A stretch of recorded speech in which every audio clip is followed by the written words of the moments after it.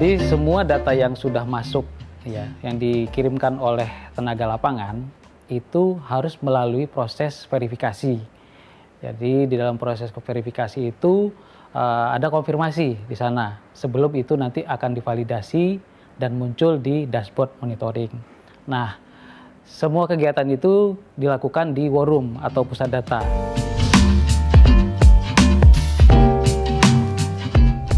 Kita melibatkan 125 orang konfirmator, kemudian 20 orang verifikator, dan 20 orang validator.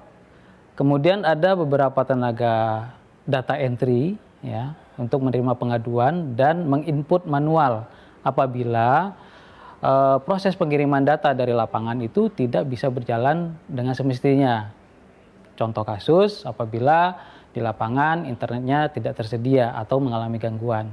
Sehingga data-data itu akan diinput manual oleh data entry dan si interviewer ditelepon dengan jalur telepon biasa atau kemungkinan terburuk adalah kita menggunakan SMS.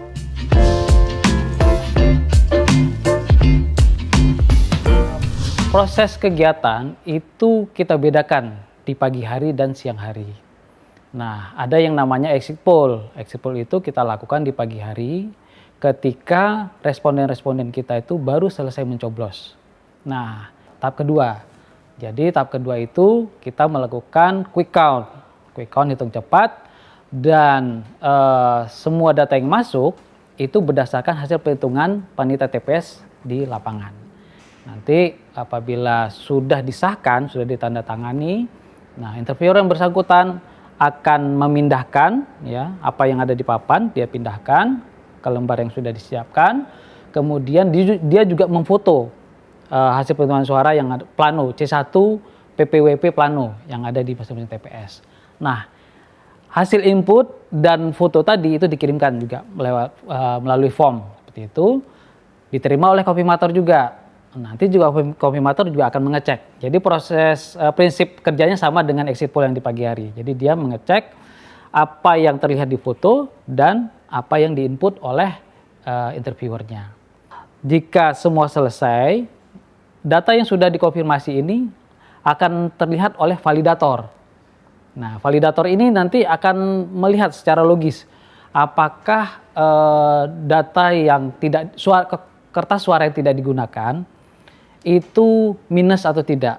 Nah, nanti akan dilihat apabila ada yang minus, ini ada kemungkinan kesalahan perhitungan di TPS tersebut atau DPT yang dimasukkan itu kurang. Gitu. Nah, itu nanti validator yang akan mengecek sebelum itu masuk dalam penghitungan hasil sementara dari waktu ke waktu. Ada dashboardnya nanti seperti itu.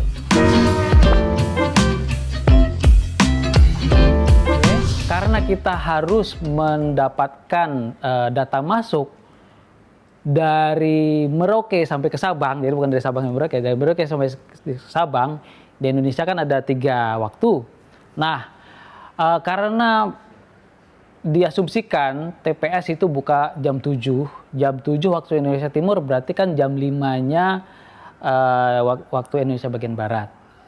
Di Jakarta seperti itu, di war room atau pusat data seperti itu. Nah, karena ketentuannya dia mewawancarakan responden pertama itu jam 8 waktu setempat, berarti kita harus ready jam 6 pagi di sini.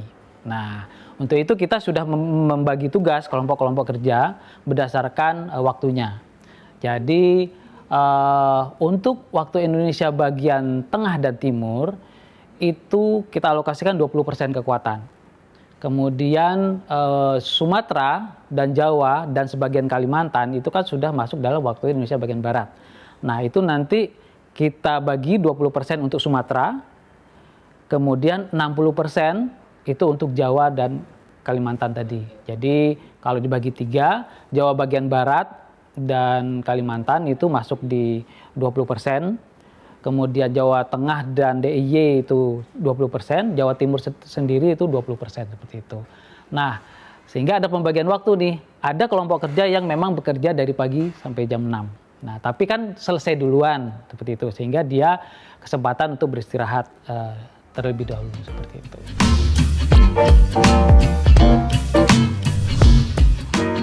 Untuk memastikan interviewer itu akan bekerja di TPS yang ditugaskan, 2 hari sebelumnya, jadi hari Senin ya sekitar tanggal 12 itu, interviewer bersangkutan harus menemui KPPS di TPS yang ditugaskan. Untuk apa? Untuk mendapatkan pertama data DPT-nya berapa, ya, kemudian kontak person salah satu panitianya, dan nomor teleponnya. Ini gunanya untuk apa? Jika sewaktu-waktu terjadi terhadap interviewernya, apakah dia berhalangan atau apa, ataupun mungkin paginya oke, kemudian siangnya mungkin ya semoga tidak ada masalah ya.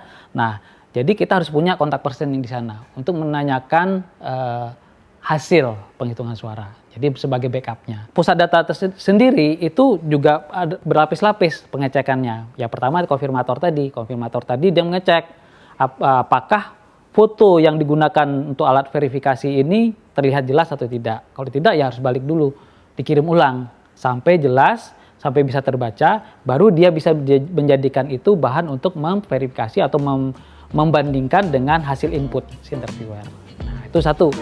Nah, yang kedua, yang ketiganya sebelum divalidasi itu ada kontrol akhir di validator untuk melihat seperti itu. Jadi ada beberapa lapis.